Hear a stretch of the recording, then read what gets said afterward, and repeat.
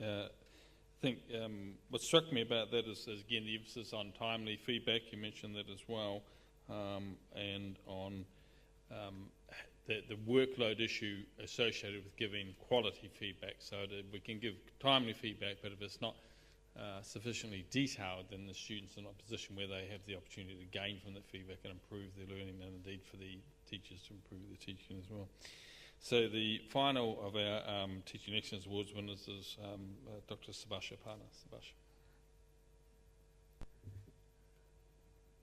Professor Crisp, Professor Cole, colleagues, especially those of you who have made your way up from Pacific TAFE, and also my colleagues from FB, Faculty of Business and Economics.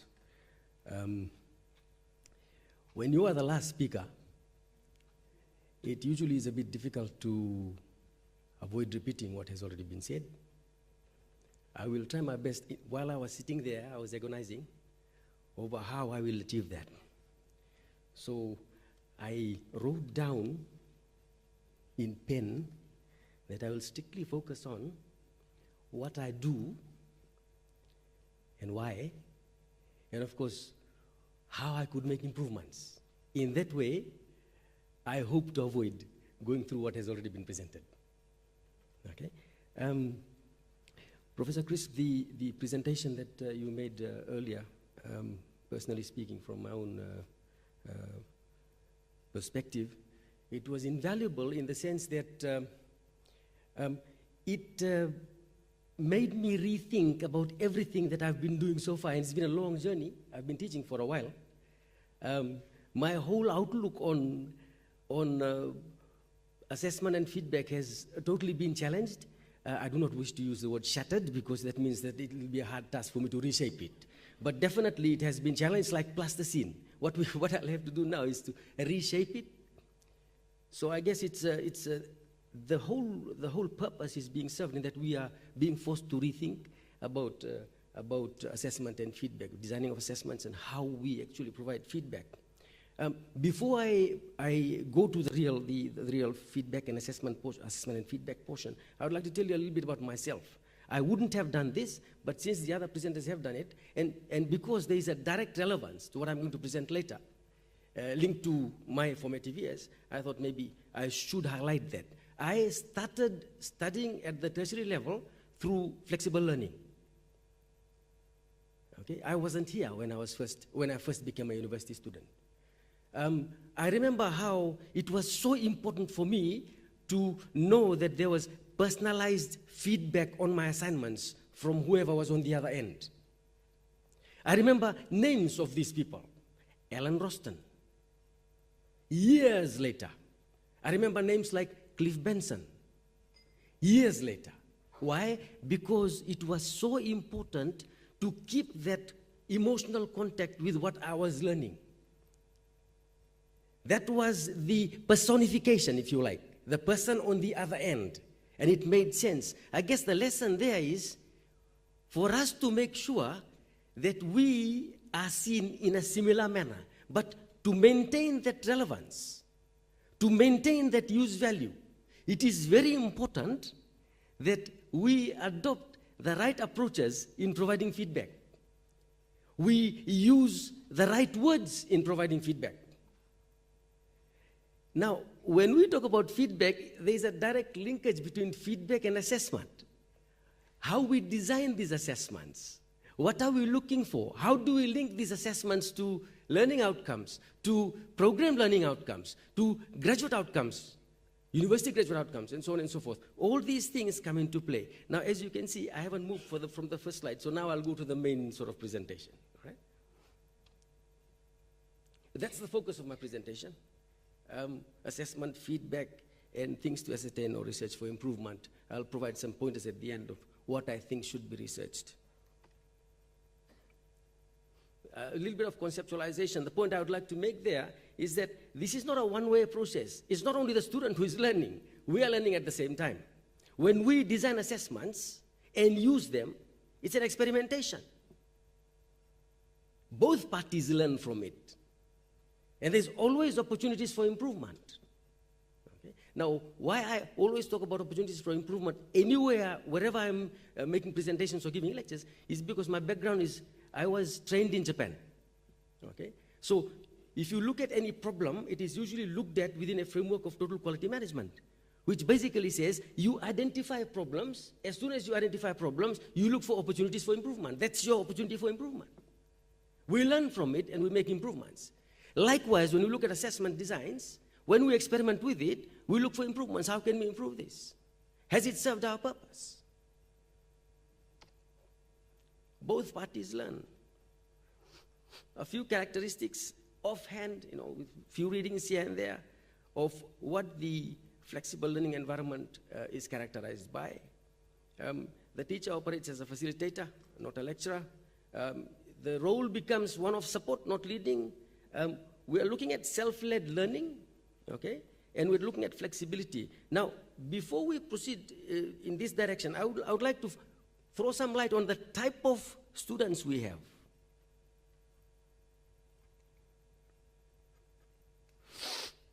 Oops, sorry.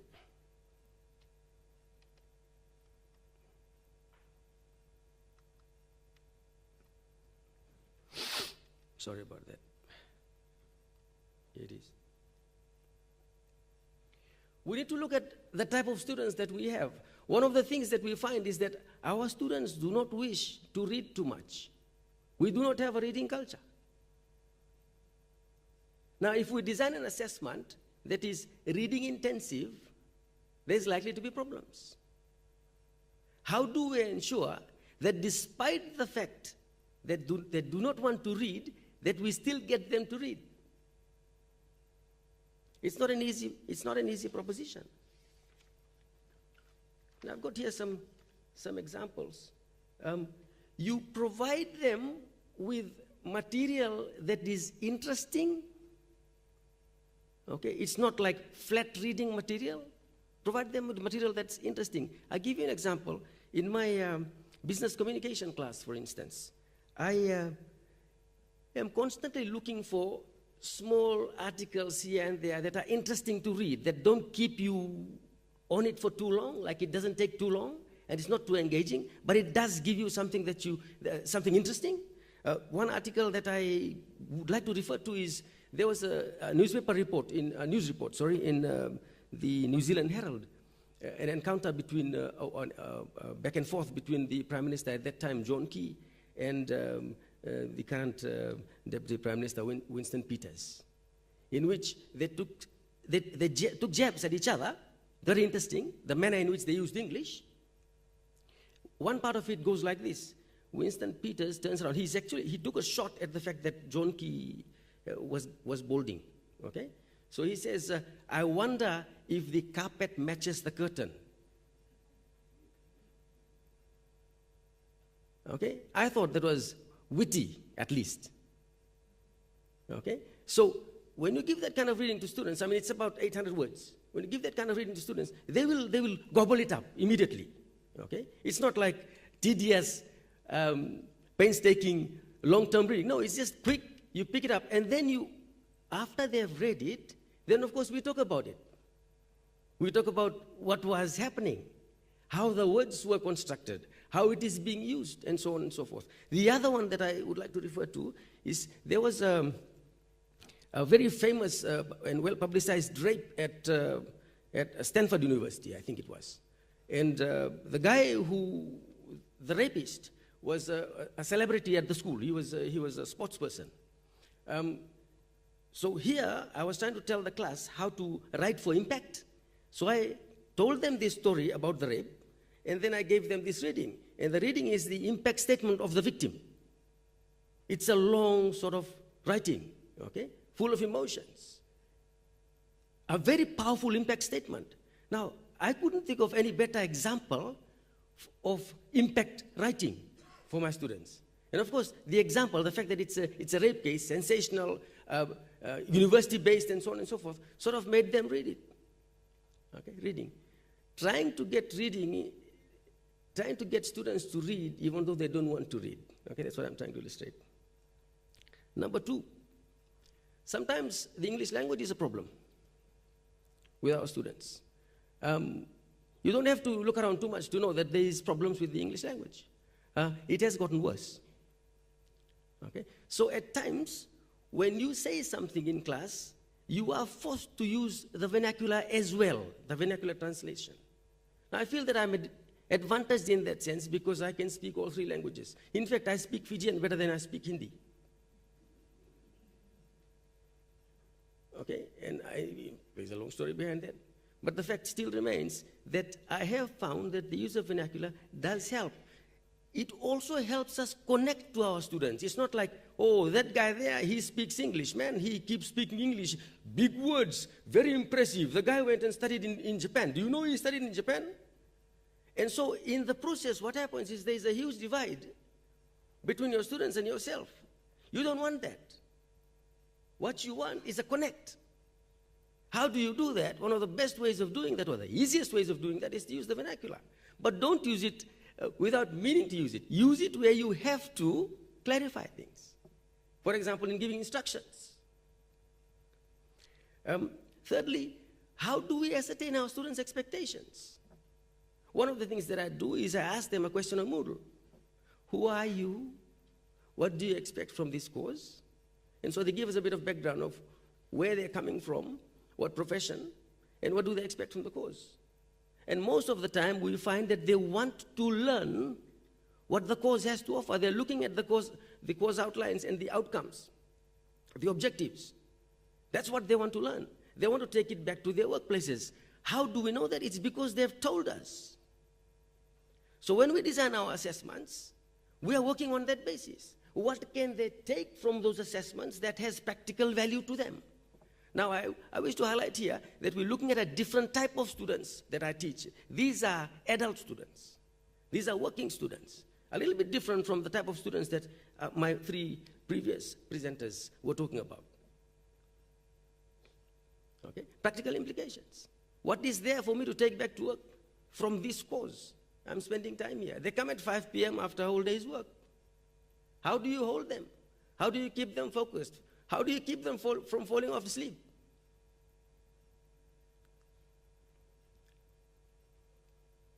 Okay, there's something else. Characteristics of adult learners. Now, this is coming straight from textbooks, okay? But it has a lot of, it has lessons for us. It has things for us to keep in mind when we are designing those assessments and when we are providing feedback. Practical orientation. You're doing a TQM class. What are you taking away from it? So we design an assessment and say, what are the likely problems that you'd encounter in your workplace if you were to introduce total quality management? Now, this is a huge exercise. And we put them in teams. So there's a pooling of resources, there's a pooling of knowledge, pooling of ideas, if you like. Okay? When I went to the symposium yesterday, there was an empirical research that was conducted by some of our staff, two of our staff, and they said that there are 2 graduate outcomes that are not represented adequately in our assessments. One of those is teamwork, and the other is specific consciousness. Now, every assessment that we have in Pacific TAFE, in my courses, and of course in the other courses, I do have a role to play in the other courses, they are all team-based, the assessments. What are we looking at? We're looking at fostering teamwork. We're looking at teaching students how to work in teams. There have been numerous instances when they come back and tell us, Master, I can't work in a team. Well, I can understand that. Try it. Try and see if you can blend in with the team. And then you tell them, what are the positives of working in a team? Why is it important? That's the direction in which work is being conducted these days. That's the way in which most organizations attempt to organize work. And so you go on and explain to them practicalities and so on and so forth. And it helps. People do make an attempt. Okay, let me take you back.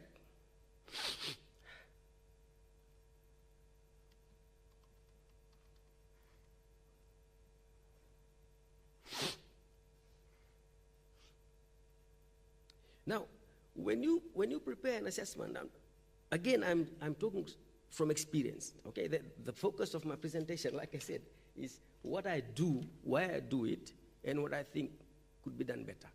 Okay? What I do, why I do it, and what I think could be done better. You need to communicate to your class what is the purpose of that assessment. It must make sense to them in practical terms. They want to take learnings from that assessment back to their workplace. They want to be able to link it back to their workplace. This is what I have learned. Okay? Number two, why is the assessment necessary? We've got to tell them, not in the words that I'm going to use now, but you've got to tell them that I have to separate the goats from the sheep. That's one of the main purposes of assessments, from my perspective, apart from the various other things, is to make sure that I know who is a better performer and who is not such a good performer. I also need to find out what can be done to improve performance. Okay? So you've got to clearly specify to them what is the purpose of that assessment. Assessment should also allow students to link their existing knowledge, skills, and practicalities, whatever practical experiences they've picked up until now, link it to what the assessment is. And let the assessment allow them to build on these knowledge, skills, and abilities that they already have. That should guide your assessment. That should guide the designing of your assessment. And of course, the communication of the requirements to students is very, very important. You must make sure that they understand exactly what is required. There are so many times when we forget that the more important part is whether they understood. We can keep talking, but the more important part is to ascertain whether they understood what we actually are looking for. It goes wrong very often. Okay, I talked about feedback as a diagnostic tool. I talked about the fact that we ask them via Moodle, to tell us what they want and where they're coming from. The feedback is supposed to help us guide students as well, identify weaknesses in an incremental sort of way, and so it becomes a pathway. It becomes a path to improve learning all along. It helps students generate and generalize their own answers and solutions. So they generate the answers, you evaluate, you talk, they present in class, others listen, others provide feedback, they ask questions, they force thinking, okay? And in the process, they generalize these solutions. By generalization here, I mean they take it back to their own work realities, okay? Feedback is also used as a strategic tool. If we want to, for example, one of the graduate outcomes that I highlighted was teamwork.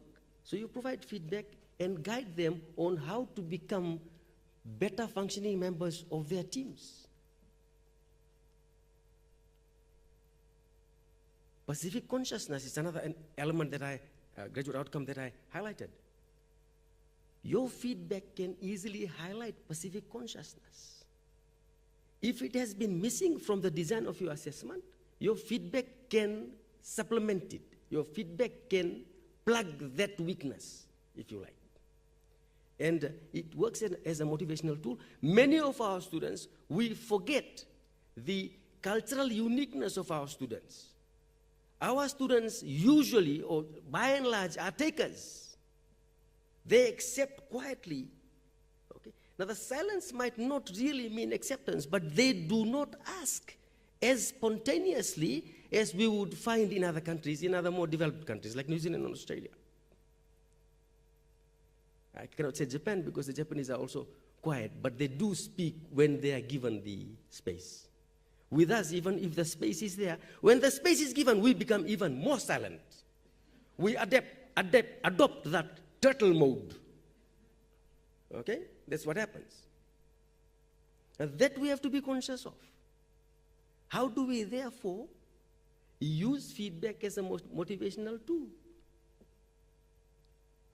Now, Professor Sushil talked about having a two-tiered feedback mechanism, one for the general class and one for more focused groups. That's exactly what I do. You provide feedback to the general class, and then you have feedback for groups, and you allow them time to come and talk to you. And so whenever there are presentations or any assessment is being done, I take notes, detailed notes. Okay? And so if anybody says, Master, we cannot come, to visit you personally, can you send us an email? I write all those comments and then I expand on them. Okay? And it goes back. So right there, we have feedback aimed at providing them with opportunities for improvements, OFIs in TQM language. Opportunities for improvement. Okay? Feedback has to be focused and must have relevance. As a student, I've come across numerous instances where the lecturer speaks to you, thinks that the lecturer is providing feedback, but you wonder, what's the relevance of this feedback? There's a lot of words coming through, very impressive, but you've forgotten what the purpose of my asking you that question was. You get the picture?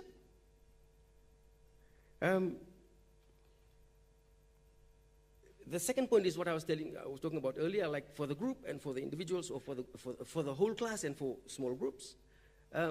Students also want to know whether they concluded their presentations correctly or whether they lost focus. They also want to know whether their recommendations had practical value. Once again, note the type of students that I'm handling here. Okay, these are adult students, they are working students. That's another thing. This slide here has been prepared from feedback from students. After I was chosen to make this presentation, I thought like I'll get some feedback from students. So I called some, I emailed some, and this is what some of the things that I got. Okay? You need to justify the mark allocated. If you are unable to justify the mark allocated, you are putting in place seeds of discontent. Okay? There'll be a small negativity which can gradually evolve into a full-fledged revolt. A silent Pacific type revolt. What I mean by that is you will come to class, they will come to class, but they will not listen to what you are telling them. That's a Pacific type revolt. Okay? So the whole purpose is defeated. And lastly, identify and explain clearly opportunities for improvements. They want to know that. These are some indicators for further research. I'm conscious of time.